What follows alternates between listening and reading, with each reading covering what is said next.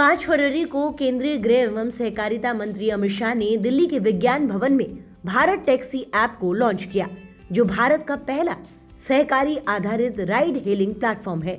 ये ऐप ओला, उबर और रैपिडो जैसी निजी कैब कंपनियों के लिए एक मजबूत विकल्प के रूप में उभरा है और इसके लॉन्च के साथ ही कैब इंडस्ट्री में एक नई क्रांति की शुरुआत हुई है। अमित शाह के इस फैसले ने न केवल ड्राइवरों को सशक्त बनाया है, बल्कि यात्रियों के लिए भी सस्ती और विश्वसनीय कैब सेवाएं सुनिश्चित की है। इस वीडियो में हम इस महत्वपूर्ण घोषणा की विस्तार से चर्चा करेंगे।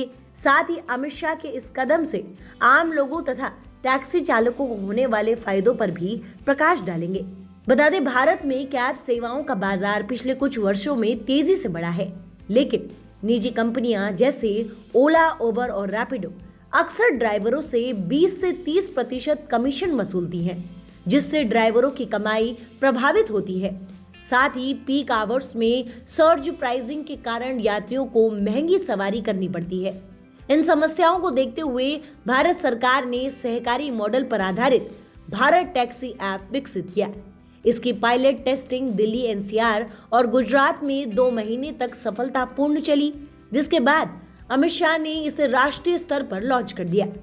अमित शाह ने लॉन्च इवेंट में कहा कि इस प्लेटफॉर्म का मुख्य उद्देश्य ड्राइवरों को मालिक बनाना है, न कि केवल कर्मचारी। उन्होंने बिना नाम लिए निजी कंपनियों पर निशाना साधते हुए बताया कि भारत टैक्सी की घोषणा के बाद ही कुछ कंपनियों ने अपना कमीशन 30% तक कम किया, जबकि अन्य ने फ्री राइड्स और आकर्षक ऑफर शुरू किए। और इससे साफ है कि इस सरकारी पहल ने बाजार में प्रतिस्पर्धा बढ़ाई है, जिसका सीधा फायदा दिल्ली जैसे शहरों में यात्रियों को मिला है, जहां ओला, उबर और रैपिडो ने किराया 50% तक कम कर दिया। अमित शाह का ये कदम वास्तव में सराहनीय है।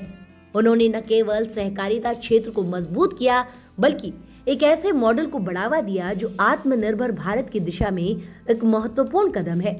इस ऐप के जरिए सरकार ने दिखाया है कि कैसे तकनीक का उपयोग आम आदमी के हित में किया जा सकता है। शाह ने कहा, कोई भी निजी कैब एग्रीगेटर ड्राइवरों को वह ओनरशिप नहीं दे सकता जो सहकारी मॉडल प्रदान करता है।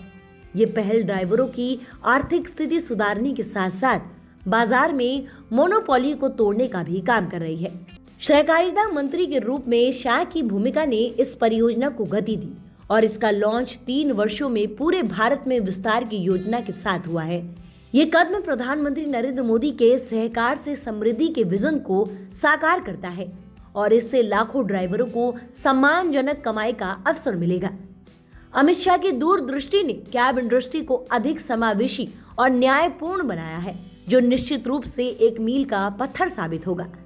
भारत टैक्सी ऐप से यात्रियों को कई प्रत्यक्ष और अप्रत्यक्ष फायदे होंगे, जैसे किराया सस्ता होगा, विश्वसनीय बढ़ेगी और सुरक्षित सेवाएं मिलेंगी।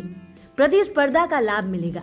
औसतन एक यात्री को सालाना हजारों रुपए की बचत हो सकती है, खासकर रोजाना ट्रैवल करने वालों को। यह ऐप ड्राइवरों को सारथी के रूप में सम्मान देता है और उन्हें सहकारी के सदस्य बनाता है, जिसमें पूर्ण कमाई और 0 कमीशन से ड्राइवरों को पूरा किराया मिलेगा। इससे उनकी आय 20 से 30% तक बढ़ सकती है। साथ ही ड्राइवर सहकारी के मालिक हैं, इसलिए मुनाफे में हिस्सेदारी मिलेगी। इसके अलावा 3 लाख से अधिक रजिस्टर्ड ड्राइवरों को 5 लाख रुपए का इंश्योरेंस कवर भी मिलेगा और अगले 3 वर्षों में पूरे भारत में फैलाव से अधिक अवसर मिलेंगे।